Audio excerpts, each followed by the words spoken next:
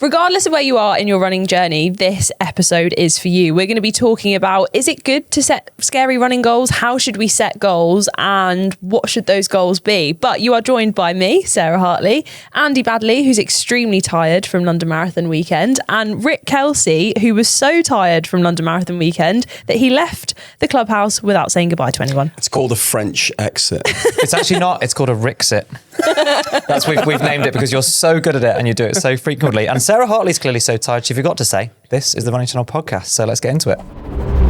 Very good. Very good. I did forget to say that. Very good. Although you've clicked on it by now, so surely you know what you're listening to. This is the Running You might Channel not know podcast. what you're getting yourself in for. Yeah, and we are, because there's been so much marathon chat, we are going to spend today's episode, the middle bit, talking about setting scary goals. It's something that we've talked about with Sarah's 5K recently, because that sub 20-minute goal was really scary for you. I want to set myself a scary goal for later this year. Rick's being pestered by us to set a scary goal. And we've spoken to loads of people in the Running Channel Club and across the weekend at the marathon, the Running Channel community, who had all set themselves scary goals of various kinds, not all to do with the marathon, and how that can be the most rewarding, but also there are mental challenges to it. Yeah, I'm excited to talk about it because the whole weekend made me think that, oh my God, I'm starting off deep. The whole weekend made me think that actually I'm beginning in my youth to regret things that I've not done rather than what I've done. Really? And you've got quite a lot of things that you have done that I'm sure you do. Exactly. I've done some naughty things in my time. And I feel like you should elaborate on what naughty things you've done in your time. I may or may not have had an ASBO. An antisocial behaviour order. Yeah. But for do we want to go into why you've got it? A ridiculous reason that was not actually anything a gardening naughty. related reason. It was a shrubbery related. It was to do with my garden and was it to do with your garden and plants that were misplaced between neighbours' gardens. It's the most ridiculous reason that anyone would get an ASBO. Are you happy for me to say that you dug up your entire neighbour's garden and replanted it in your own garden? Or are you going to edit that out? You said it now. Listen, that's the full explanation will come later, but it all worked out well in the end. So the whole weekend at London made me really think about regret and not having regrets and putting it all on the table. Yeah. And when you look back and you go, wow, did I do that to, the best possible way I could do it?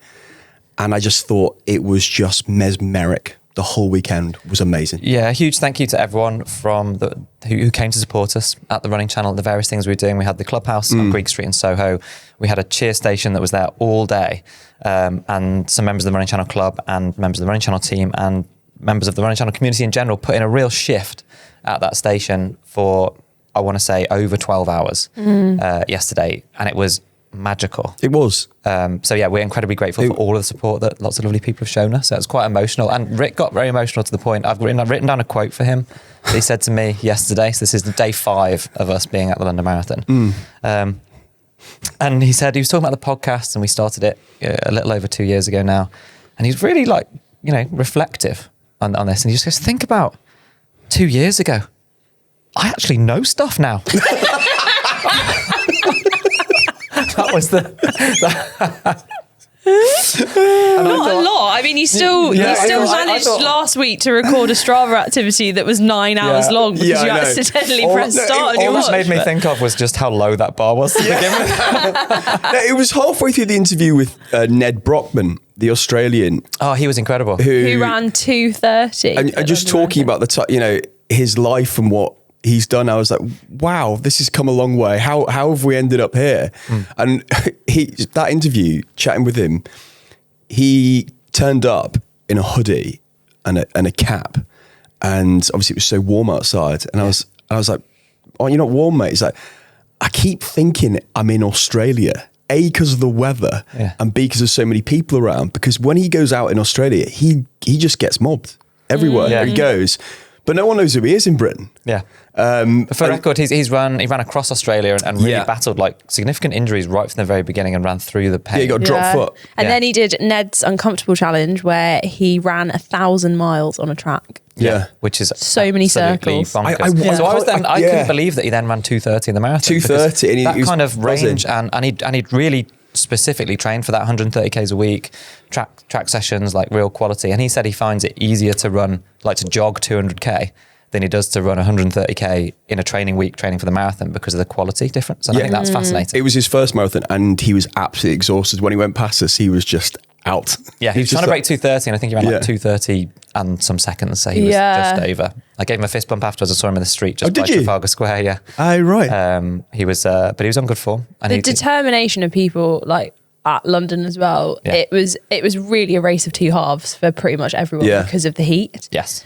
And so many people had phenomenal first halves and then really, really battled through the second half. But like, regardless of if you are listening to this and you ran London, like, give yourself a huge pat on the back, because that is brutal. And I think that sometimes that is the most difficult thing about a marathon, is that you train for so long and there are so many external factors on the day which can make or break it. But I actually saw a really great quote that Chris Taylor borrowed and then posted on his story. So Chris Taylor has been on the Running Channel podcast before. Yeah. He's been looking after Jess during her kind of 42 marathon challenge this year as well. Yeah, incredible coach, also an incredible athlete. He had a tough day in Manchester, ended up not finishing, but he quoted, I think it's Jemima Montag, who's a Olympic athlete, who I think got a medal, and then in her post-race interview they were like, how does it feel?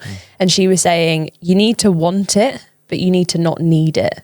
Yes. And I was like, that is so good, because I think for so many of us, we set those goals which are big, and then gradually over the course of a training block, it turns from a want into a need. Yes. And then if you do end up having a difficult day or something, like you, and actually that distinction, it might not seem like very much, but I think sometimes that's the difference between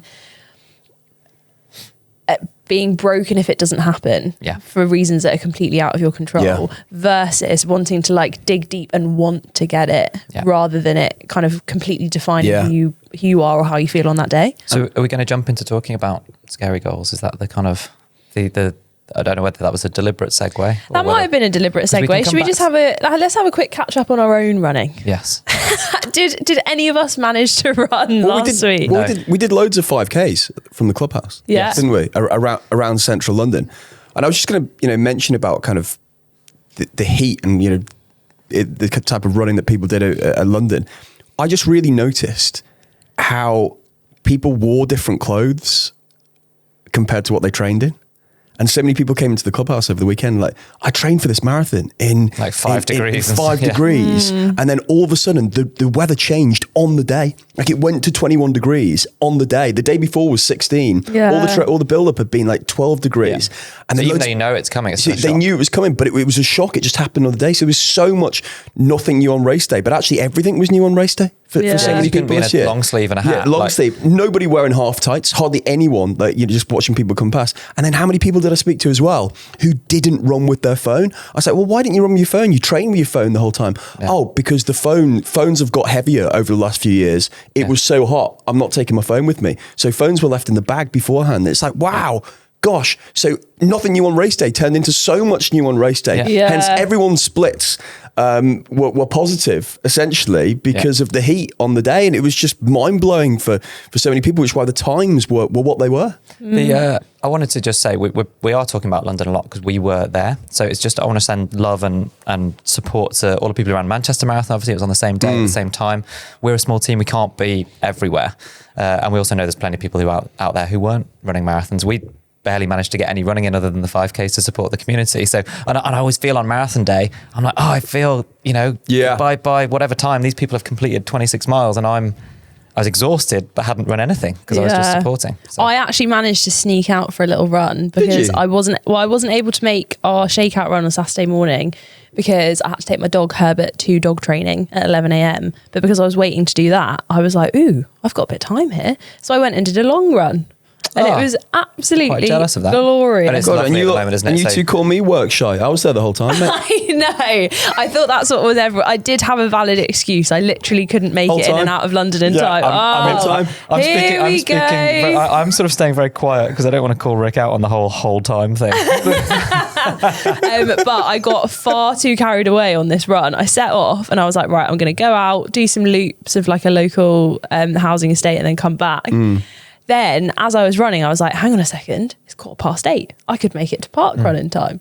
So I ran to park run and then was like, right, okay, long run. I'm aiming for 15 kilometers here. Keep it nice and easy. Yeah. What happened? Got far too carried away. With speed or distance? With speed. Okay. No, never with distance. Okay. I almost had to trim down the distance, but yeah, I did a big push at park run, and it was a couple of laps, and then poodled home. Lovely run. Oh, Meanwhile, avoiding tourists outside Westminster Station, Andy and I. That Saturday is the morning. one hard Yeah, thing. They need to create like a little running highway in Paris. There's this Paris skyline, which I'm not sure why it's there. Maybe it's a disused railway track that's like up high, but you can literally like run above Paris. And Or it's like so in, good. remember we went to Budapest and there's like this little island in the river that has a 5K 2-lane running track round it. Yeah. Absolutely incredible. I would go there again in a Yeah, flash. we need that in London. I would be interested to know, I've experienced this every year that London Marathon is on, this kind of weird, maybe it's not weird, like inferiority complex on the marathon weekend because I'm not doing it. I feel like I'm somehow like, I don't know, I'm not achieving as much, I guess, in my sense as what those guys are out doing the marathon. I wonder what everyone else was doing this weekend and whether you had that same feeling or whether actually the marathon inspired someone to go out for the first run in ages or anything. Like how did people listening to the podcast feel about the marathon? It's this huge celebration of running, whether it's London, Manchester, anywhere else you might have been out running. So email into podcast@therunningchannel.com with what you were doing, like your alternative marathon, London Marathon weekend. So Rick and I were running around Trafalgar Square. Yeah. And maybe it made them set a scary goal.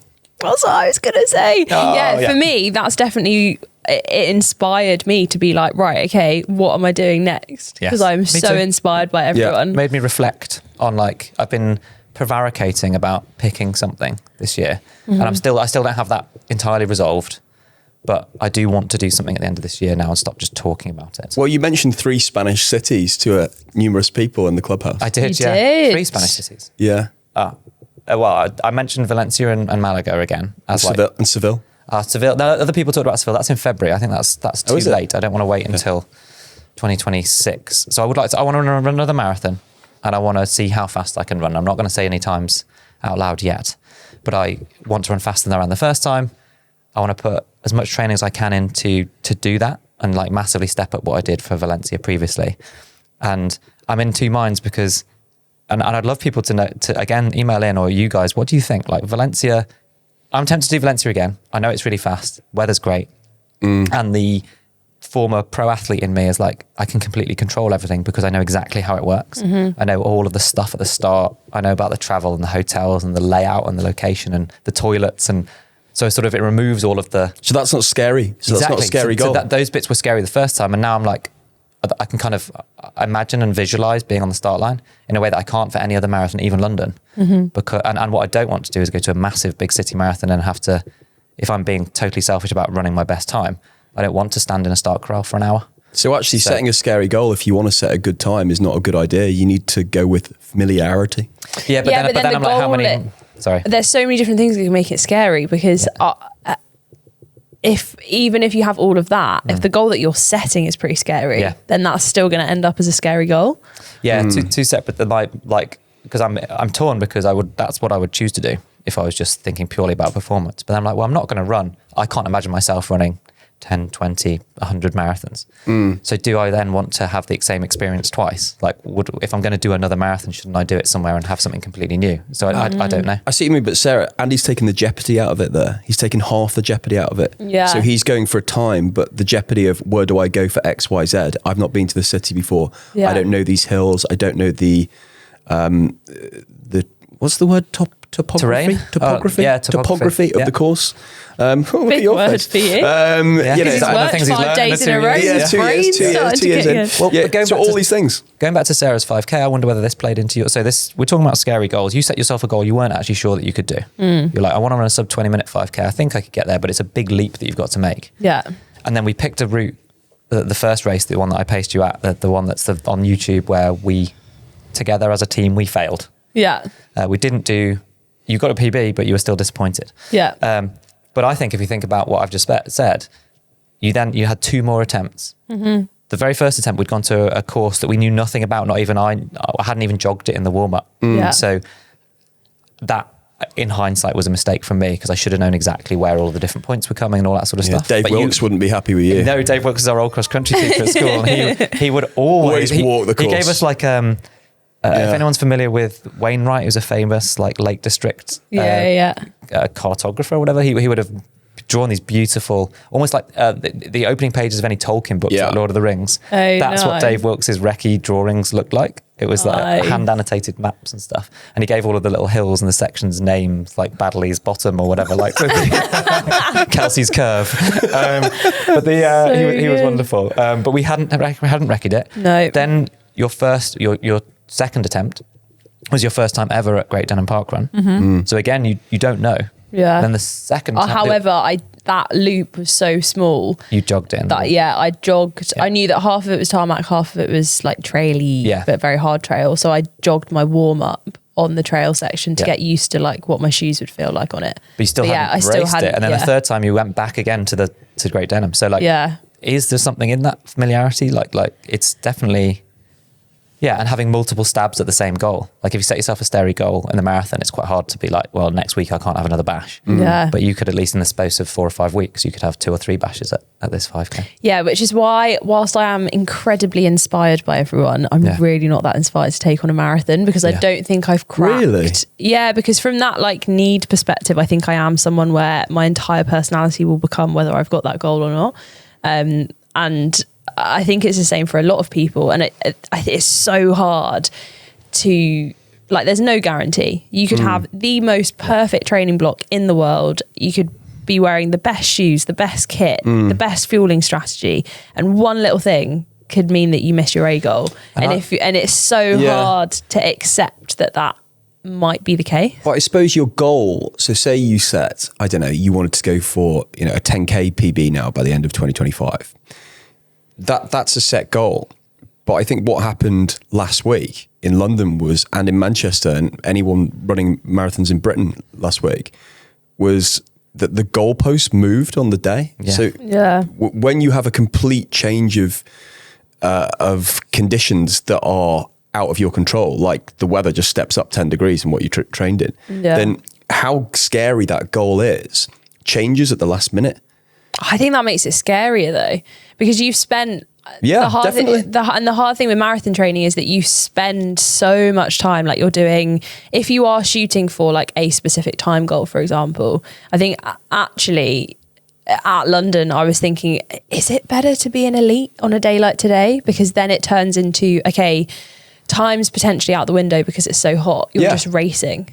So like say it had been 5 degrees cooler, all of the elite times would have been however many % faster, but actually the like placings still would have been the same, so you can still take that as a goal as well. Better to be elite in a hot day at London in particular because they start earlier. You get your own drinks bottles on the course. You've got your own nutrition taped to those bottles, so you've got loads more stuff that's in your control. And also they're only out there for 2.5 hours.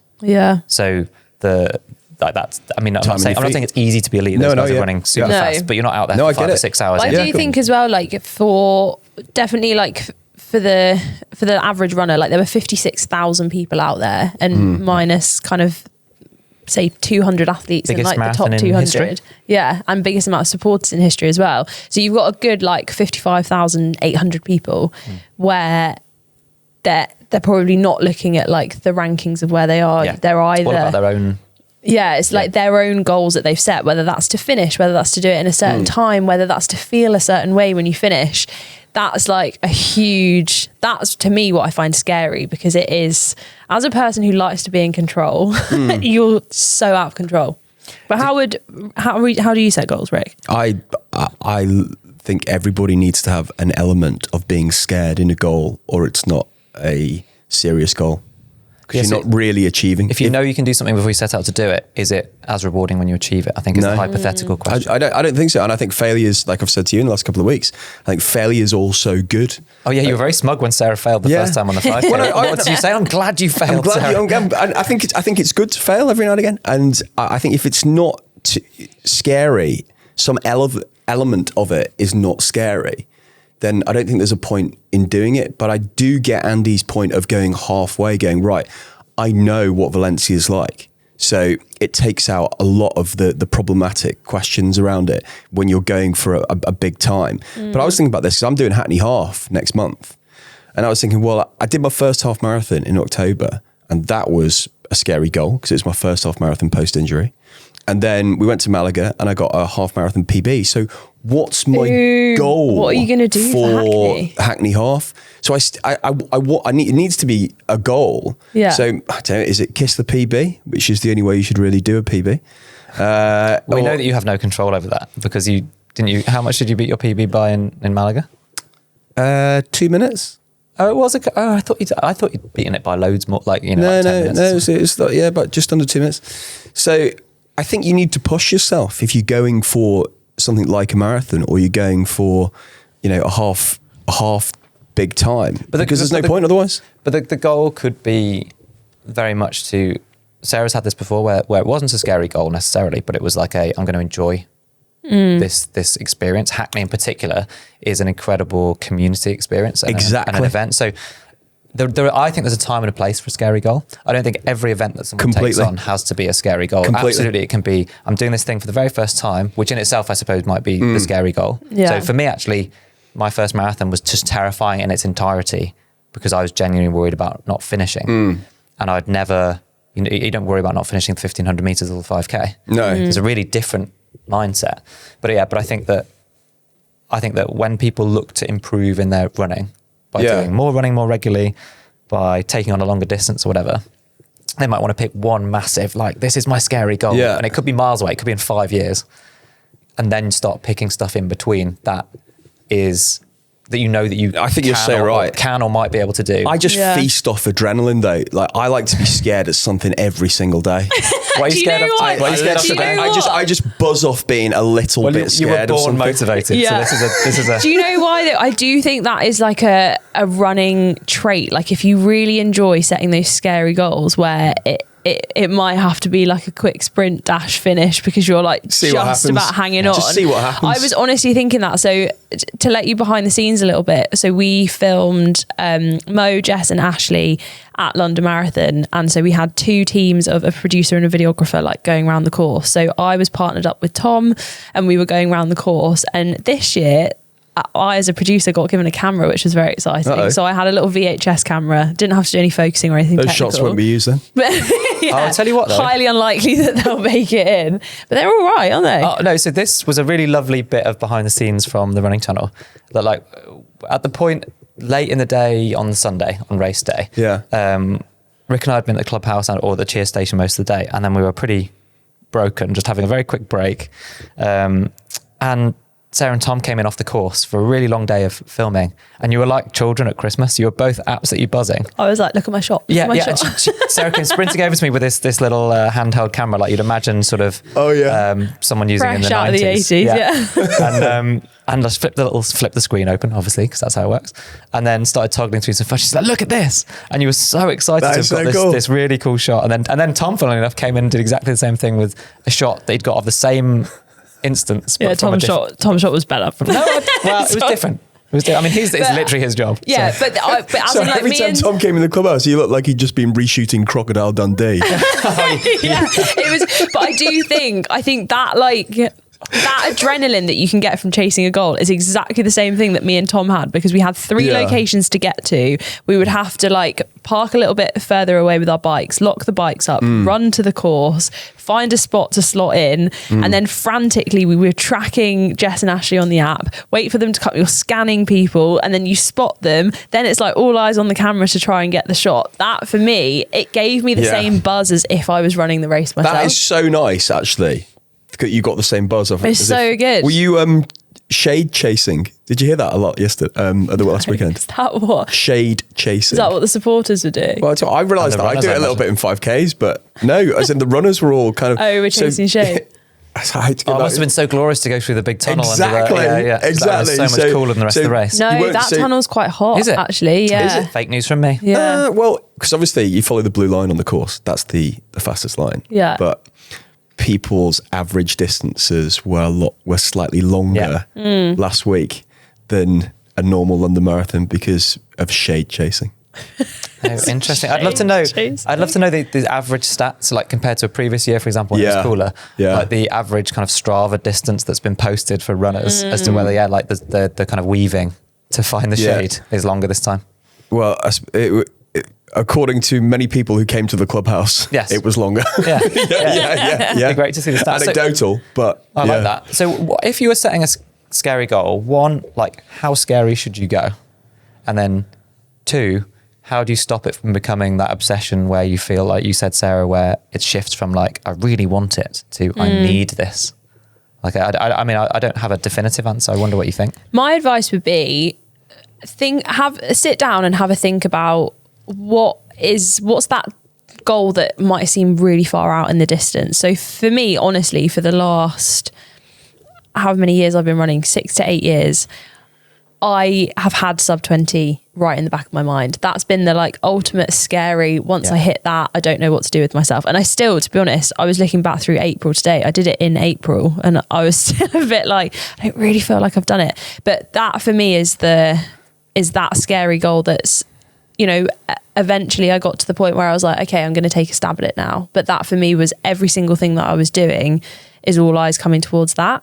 I now have a similar one that I've picked, which it might never happen, might be 10 years in the future. I don't know what it is, but my advice is have that. You're going to say what it is?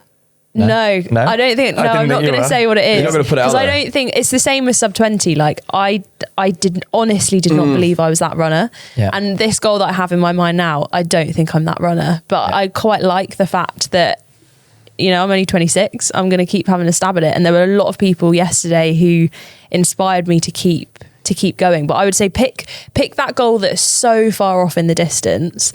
If that's what's scary to you, and then everything feeds towards it. But find that, keep thinking through different goals and what is the one thing that you go, oh, that's scary, but I really want to take that on. But if it doesn't happen for whatever reason, that won't be the end of the world.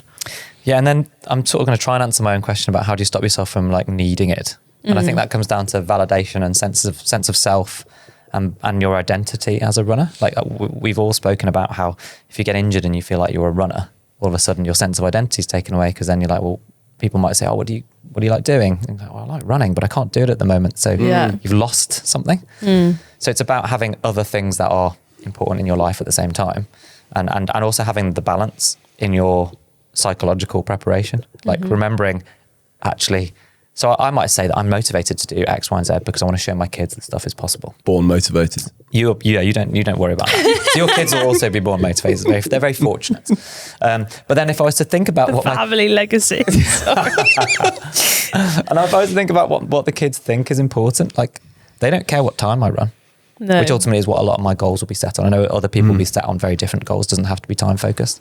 But if I was to trying to run a sub 15-minute 5K, and if I ran 15-20 and it was still faster than I'd run in 10 years, then I should probably be happy with that and not feel like I needed it to somehow show that to my kids that was the thing. Yeah. And so I think if you can somehow every now and again look at the goal through the lens of people who love you and are around you and people who don't know you, and realise that they won't care. Yeah. And then sort of take a step back. As well, those people just want you to be happy or to feel happy or to be okay. Like there were a few people yesterday that came into the clubhouse that had had like a really tough day. Yeah. And I was like, I had missed some of them. And the only question I was asking to other people who had talked to them were like, how are they? Are they okay? Yes. Because that's all the people around you want is for you to be happy, whether that's completing a distance for the first time, taking on a really scary like mountain race or ultra race, whatever it is. People want you to be happy with the goal that you've set. You don't need to do anything for anyone else. Yeah. And the biggest thing that we all worry about is disappointing these other people that have let you train for a marathon or a 5K or whatever for a certain amount of time. You feel like, oh, well, they've given me the freedom to jump out at this time in the morning and not maybe do the kids or whatever.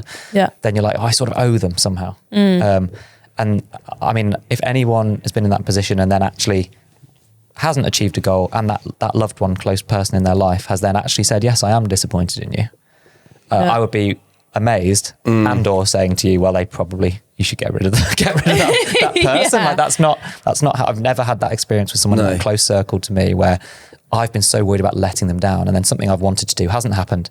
Not once have they ever said to me, they're always willing you to do well. Yeah, like exactly. with the sub 20, I was getting to the point where I was like, Tom will not want to come and watch me do this again. The second attempt that I did, it was literally on the day that he was having his birthday party, and I was like, please can we go to this park run? I think I can do it. I missed it, and then I was like, look, I'm just going to go back and do it one more time. You absolutely don't have to come. And he was like, no, I want to come because if you do it, I want to be there. Yeah, and that's so true for so many like friends and family. I think that's because it was a real personal aim for you because you had the right meaning behind doing it. So it was a realistic aim, which I think it's got to be, because if it's not realistic, you're just going to feel like you've let yourself down if you don't get anywhere near it. So setting a realistic aim, but like you doing it for you and Andy doing it for him to try and do something new rather than doing it for Instagram likes is the real reason to do it. I think Sarah does it quite a lot for Instagram. But if you get them along the way, then great. No, I'm joking. I saw someone actually, there were so many lovely posts off the back of London of loads of like influencers on social media being like, this is what it's all for. And I know who you're talking about. Did you see one person who was like, we're talking about someone we know. Remember, no, it's not someone we know. So I saw someone who did remember your why as the like caption. Oh, really? And then on the screen it says, because I love attention. And I was like, yes. Right, shall we do some questions? Yeah, we've banged on about marathons and stuff, and I think that pretty much covers the news. Some marathons happened. Let's do some questions.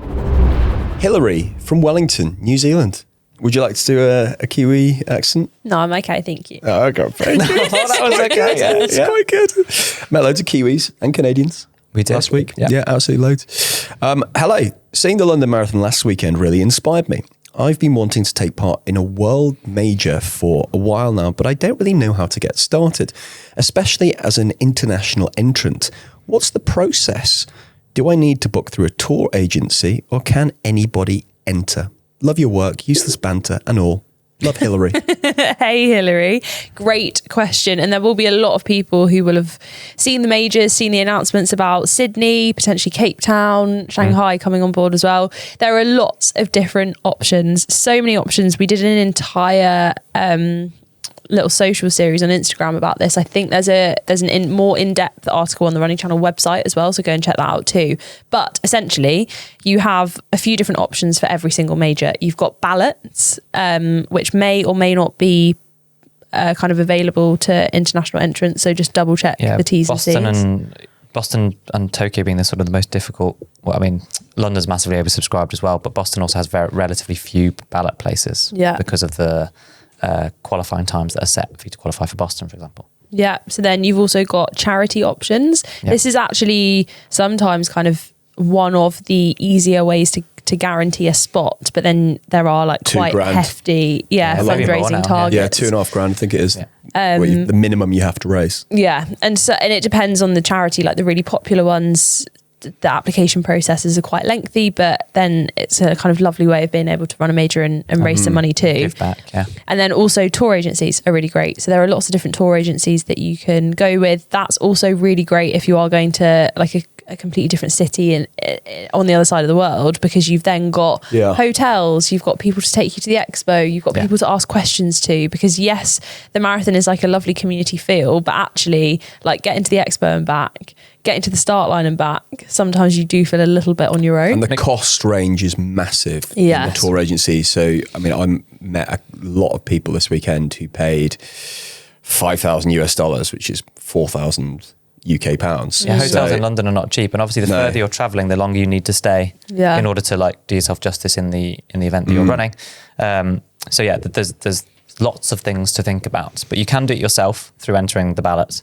You just would then have to book your own hotel and flights and stuff, and it can be a little bit overwhelming. So a tour operator takes all of the worry out of that, and also the ballot you don't necessarily get in.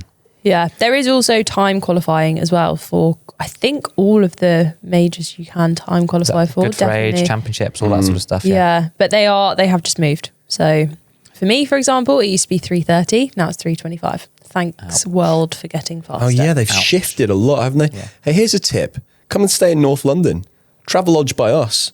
69 quid a night. Stay in the middle of town, 300 quid. Quick tube ride away. There you go. And you can go to Rick's Park run with him. Yeah, by the way, actually, this reminds me, I was chatting to some people at the weekend that came and did your park run. Seriously? Yeah. And they said they were a bit disappointed because there wasn't a cafe. So I may have offered your house. It's reopened. Hellfire Park Run has reopened its cafe. It has reopened the cafe. Yeah, reopened this. Yeah, fine. Well, if for whatever reason, if it's closed again, I've said that you live nearby and they can come to yours or come and see. It's a mobile unit. It's a mobile unit. They had to fix it. Is it? It's back. It's great. back. In fairness, though, to get from Hellfire Park Run to Rick's house, you do have to scale Everest. Yeah. So it's a real like mountaineering expedition to go and get that to your coffee. Yeah. We got a club question from Jason White. He's been running for almost a year and he's never had any issues with chafing, says Jason. However, on a recent 30k run, he got home to find out that his nipples were not only sore, they'd also been bleeding. And yesterday he went on a 15k run and he started having chafing from his inner thigh at around the 6k mark. And Jason White's just wondering, as he's never had these issues before and nor has he used products before, what can he do to fix it? Well, just before you give advice, I made a little sign for London Marathon that I was waving around our cheer station yesterday. And this is quite apt for this question. So we'll obviously read it out as well, but anyone on YouTube will be able to see it. So this was made at our sign making station.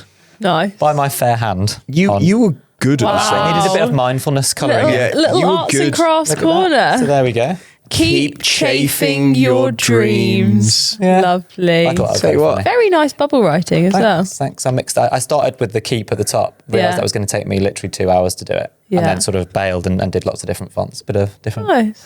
That's very good, mate. Very good. You spent a lot of time down there, actually. It was like your little bit of solitude. It was my safe space that I needed.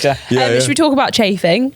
So anti-chafe balms are a thing. There are lots of different brands that do it. I remember once before we went out to Boston and I ran the route the day before the race. I was staying with my parents and my dad was going out to the shops. He was like, "Do you want anything?" And I was like, "Ooh, could you get me some anti-chafe?" Yeah. And he was like but he came back and he was like, "I've never seen it in that kind of tube before," but yeah, he brought some back. Yeah. But yeah, you can get like. Said sent your dad to the chemist for lube. That's what's happened there. Dad, if you're watching this, I'm so sorry. This is a child-friendly show. It is. But yeah, you can get like them kind of like roll-on deodorants that are really good.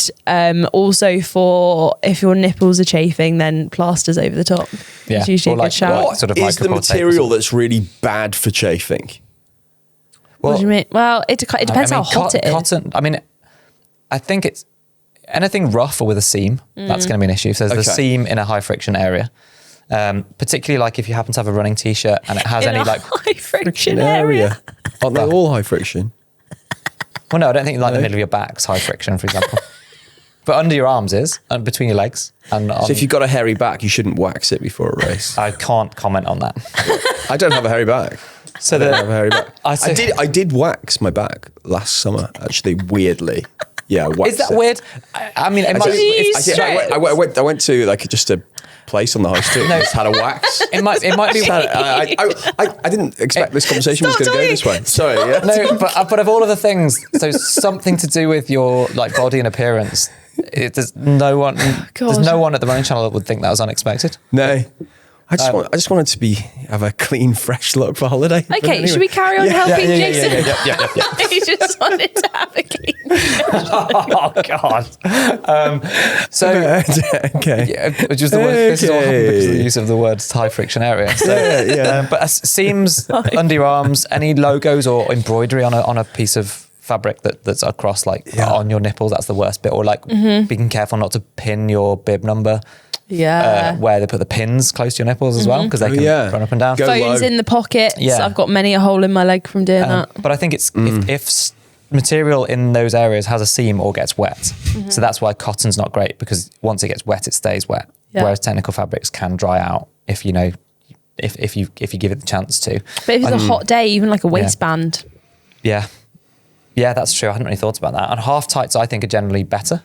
Not if it's really hot. No, but I think like a lot of the pros are still wearing half tights. Yeah. And I think that if they're really thin half tights, then that might help. And I would also say running underwear and running socks is a big difference. The fabric makes such a big difference. Honestly, though, running underwear without seams is a big game changer. Yeah, just lather yourself in anti-chafe. Because for ages I was like, oh no, I've chafed. Like everybody chafes.